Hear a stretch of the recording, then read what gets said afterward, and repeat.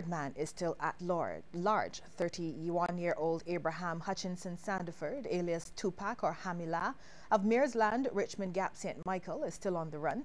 Sandiford, who has been described as armed and dangerous, is again reminded he can present himself to the police, accompanied by an attorney of his choice. Barbados does not need a new hospital to solve the problems being faced by the healthcare system. What is needed, according to Professor Sir Henry Fraser, is money, management, morale and supplies for the Queen Elizabeth Hospital.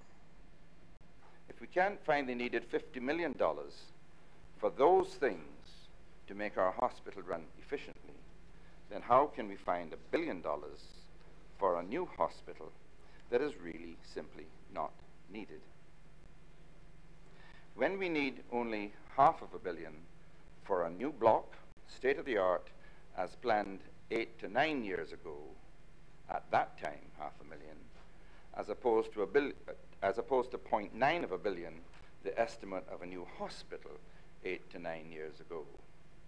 Sir Henry, who was the first Dean of the Faculty of Medical Sciences at Cave Hill, also commented on the ongoing situation of shortages of internship spaces at the QEH during day 2 of the estimates debate. He says over the years, the number of spaces have been increased to facilitate the ever-growing number of students studying medicine, especially in Trinidad and Jamaica. And some of these students are then transferring back to Barbados, increasing our student numbers in the later clinical years greater than expectation, and increasing the demand for internships, so that instead of having to try hard to fill our 36 internship posts, we now have 40+ students applying for 36 posts. And I gather that the present situation is related to an accumulation of most of those students returning from Trinidad and Barbados seeking posts here, while several students have had to repeat internships because of unsatisfactory performance. Students with a great deal more enterprise have found posts in Grenada, St. Lucia, Antigua, and even Jamaica. A government senator wants the Ministry of Education to set up a 100-foot buffer zone around schools to keep undesirables off the premises. Reverend Dr. David Durant says this should help prohibit the selling of illegal drugs and other nefarious activities that conflict with the morals schools are trying to teach. I don't think it is time for us to allow fellows from the block to continue converging by the school gate or close to the school premises at the beginning of school, or coming there when it's break time near the school premises, or coming there at lunchtime during the school time, or at the end of the day coming on the school premises or close to the school parameters, and mix up with the children.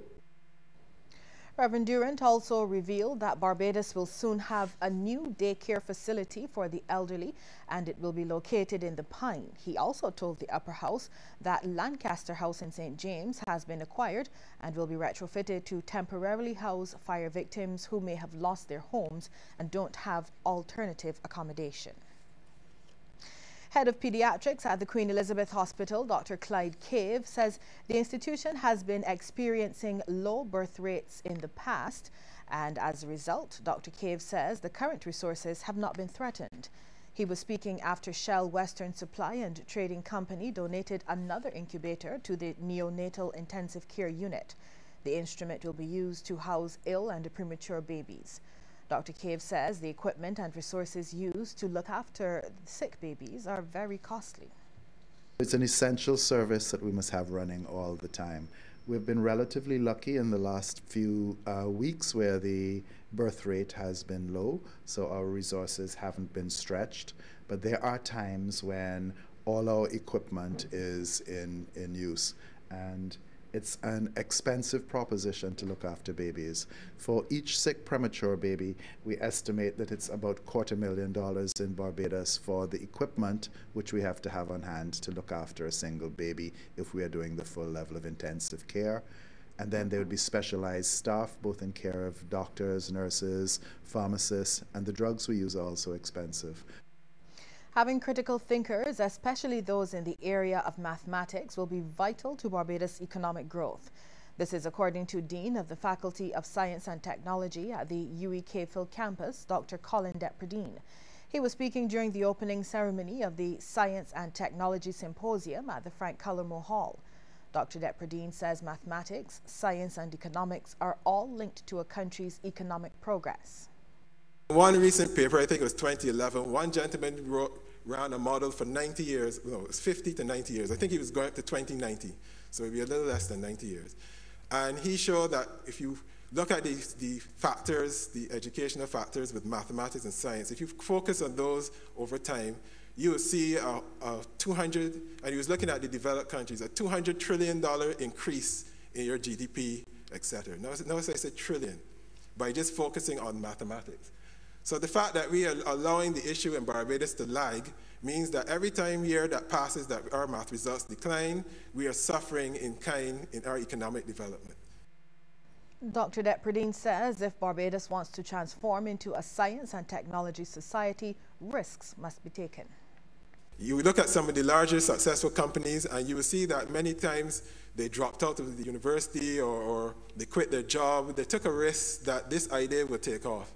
Sometimes it works out, most of the time it doesn't, but at least they were willing to take the risk. They learned from that predicament or that experience, and then they moved on from that point.